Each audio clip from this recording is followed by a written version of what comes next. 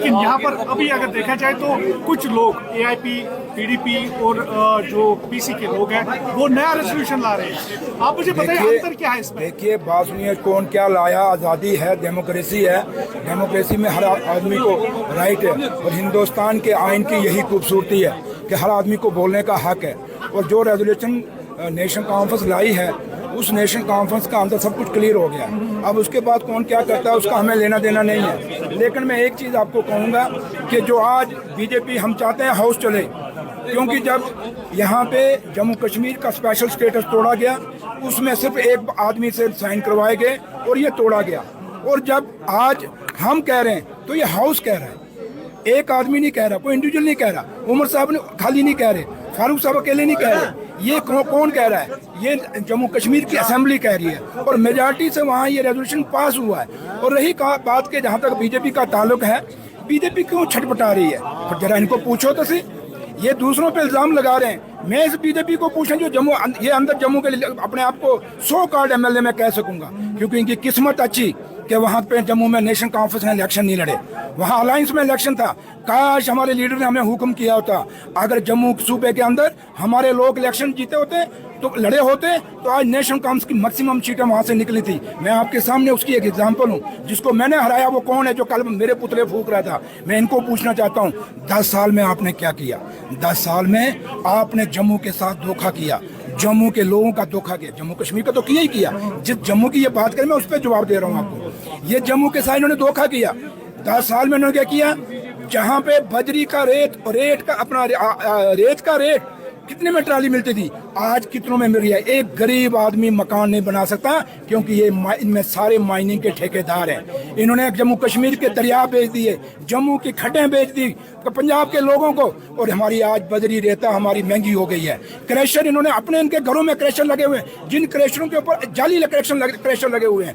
इनको अगर पूछो कि जो भी इंडस्ट्री की जमीनें हैं, हमारे जम्मू कश्मीर के इंडस्ट्रियलिस्ट जो थे उनकी जमीनें छीनी गई, उनके प्लाट छीने गए, और उनको बाहर निकाल के इनके बाहर के लोगों को इंडस्ट्री के अंदर जमीनें दिलाई। इंडस्ट्री में बहुत बड़े स्कैंडल इनके हैं। इन्होंने टूरिज्म के नाम पे पैसा खाया, स्मार्ट सिटी के नाम पे पैसा खाया। जम्मू शहर में जिसमें ये बात करते हैं, मैं कश्मीर तो आप सब जानते हैं, मैं जम्मू में इनको बताता हूँ कि बताओ जम्मू में इतने टोल प्लाजे क्यों लगे भैया? जवाब दो। जम्मू के लोग नहीं चाहते टोल प्लाजा हूँ, आपने क्यों नहीं हटवाए? इनको पूछो कि जम्मू जितनी रिक्रूटमेंट हुई सर्विस सिलेक्शन बोर्ड की, सब पे स्कैंडल हुए, आज तक किसको सजा मिली? क्यों नहीं सजा मिली? कभी इस पे ये बोले?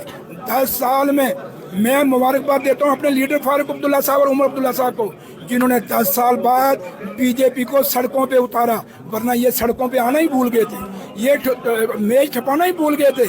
इनको पूछो जम्मू कश्मीर के इन 10 सालों में कितने लोग मिलिटेंसी में मारे गए? एक बार भी आपने जम्मू शहर बंद किया? एक बार भी आपने धरना दिया? जम्मू कश्मीर के अंदर और खासकर जम्मू के अंदर कितने बेरोजगार बच्चों ने बीजेपी के त्रिकुटाना ऑफिस के बाहर नारे लगाए, डेली वेज उन्होंने लगाए। सुनिए, कभी बीजेपी सड़कों पे उतरी? कभी इस तरीका बोली? किसने रोका था भैया इनको? ना ये डेली वेजों पे बोले, ना ये हम बेरोजगारों पे बोले, ना जम्मू की तामीर और तरक्की पे बोले, ना स्मार्ट सिटी के घोटाले पे बोले, ना हमारी इंडस्ट्री खत्म हुई उस पे बोले, हमारी ट्रांसपोर्ट खत्म होगी उस पे बोले, ना हमारे होटल खत्म हो गए उस पे बोले, ना हॉस्पिटलों की हालत क्या है उस पे नहीं बोले। ये बोले तो बोले कहाँ?